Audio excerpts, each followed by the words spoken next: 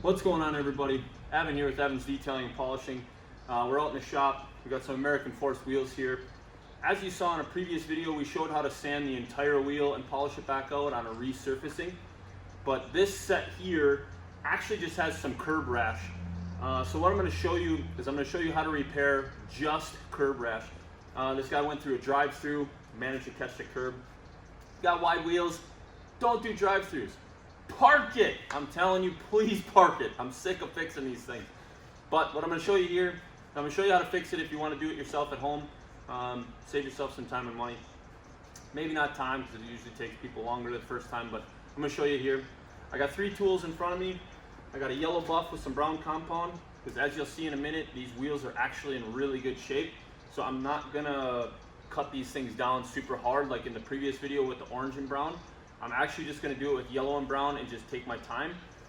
We've got some 600 grit sandpaper and our DA, because we don't need rotary. These gouges are not that bad that we'll need to rotary it. Just DA will be fine. And then of course we have our 40 ply loose white for finish. And we're just going to hand polish before we do our finish. So come on over and I'll show you how we do it.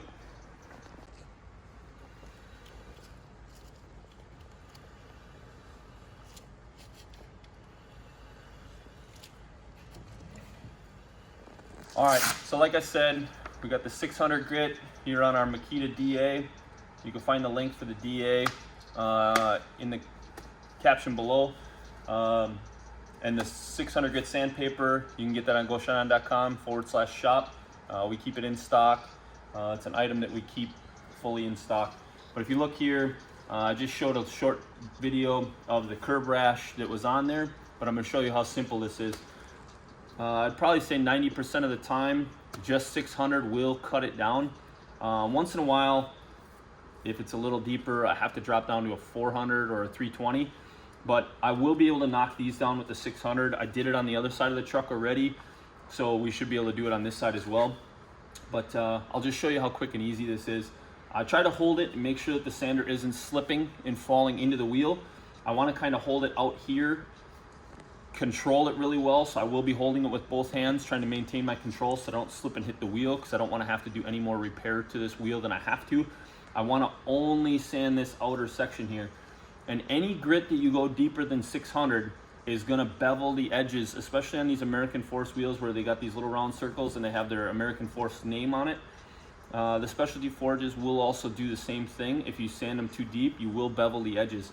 I found 600, I can sit and work the middle sections where it's bad without wrecking the holes all too terrible. So watch here, it's gonna be super quick and simple. It'll take maybe a minute or 2 to do just a slip.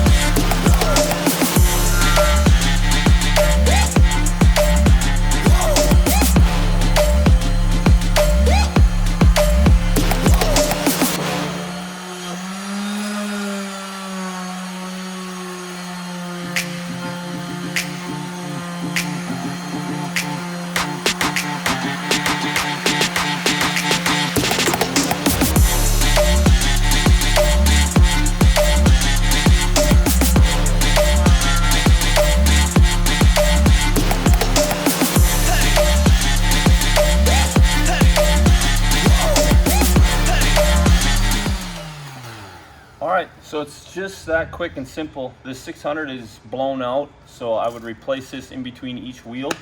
But I'll put up a video here shortly of what it looks like close up. I usually sand until I start seeing the reflection come through. So I try to judge it on about 3 full rotations of the wheel. So I try to remember where I start. I usually try to start in a spot where I'm going to remember. And then I'll do 3 full sanding rotations, and you'll start to see the shine come through as the sandpaper breaks down. 600 did it. There's only a couple spots where there's a little bit heavier grind, but it's in really bad spots. So they're right on an edge of a hole, where it's gonna egg an edge of a hole and it's gonna pull it. So we don't want to do that. What I'm gonna do is just jump into my polishing and try to smooth some of that out and see if we can't hide some of that by melting it in a little bit without wrecking the edge of the hole. So give me 1 second, I'll show you the video of it sanded, and then we'll come back with the buffer and we'll go from there.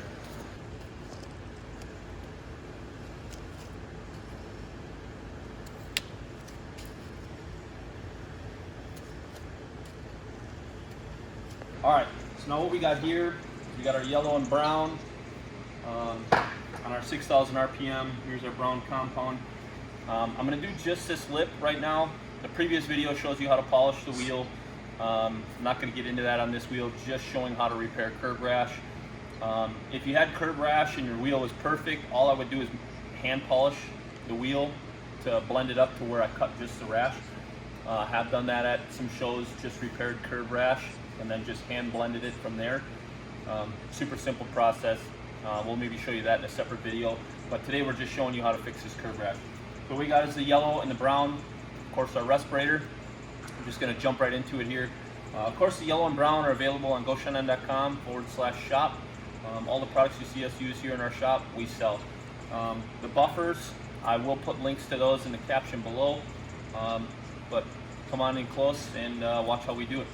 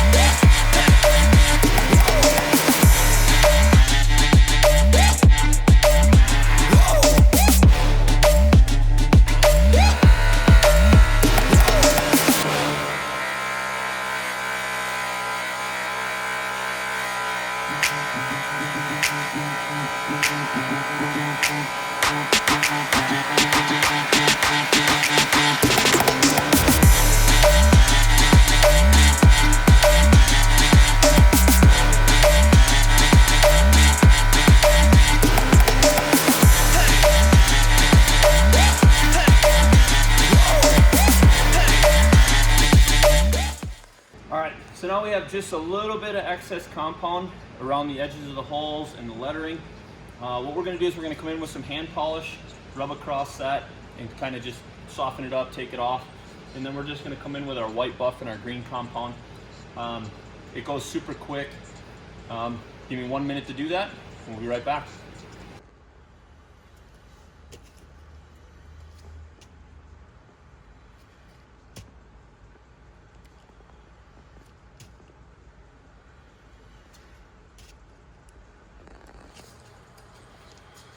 As of right now, I am hand polishing this wheel, blending everything together, make sure I hit everything,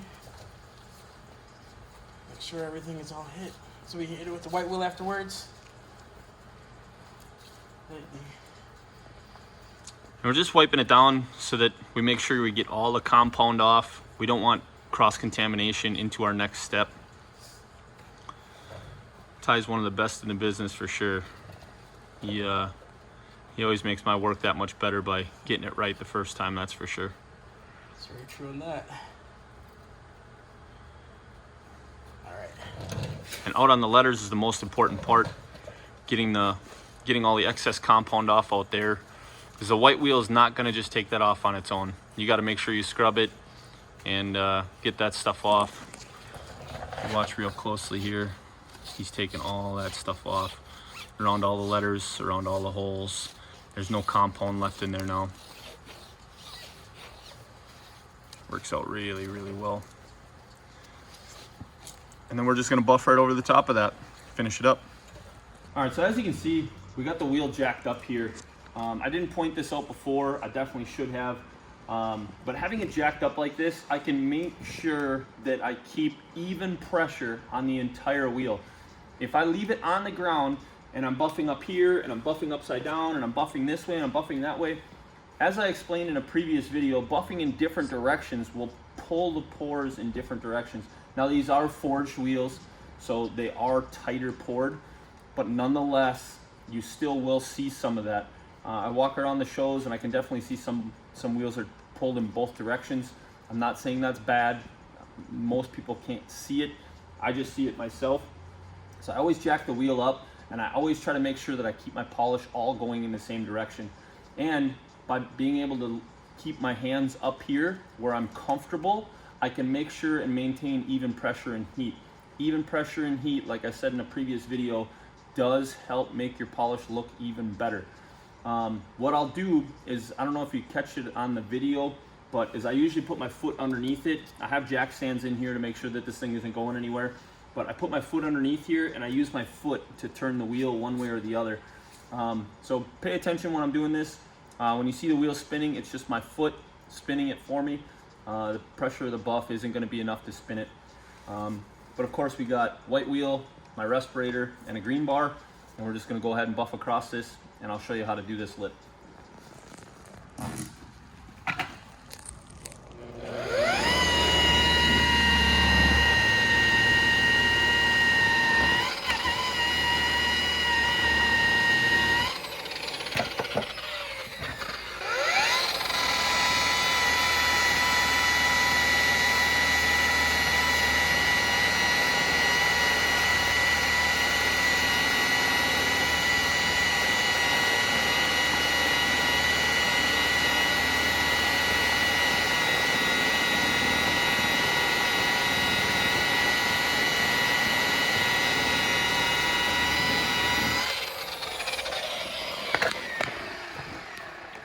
It's as simple as that.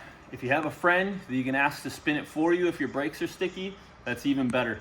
Having somebody spin that and keep it even and nice and maintained, you'll be even better off. It'll give you a nice finish shine. Thanks for watching. Appreciate you guys checking into these videos. Stay tuned for more great videos. We're trying to put some out every couple of days. We're eventually going to run out of ideas, so if you got any ideas, drop them in those comments below. And of course, check out goshanan.com/shop, and we'll see you next time.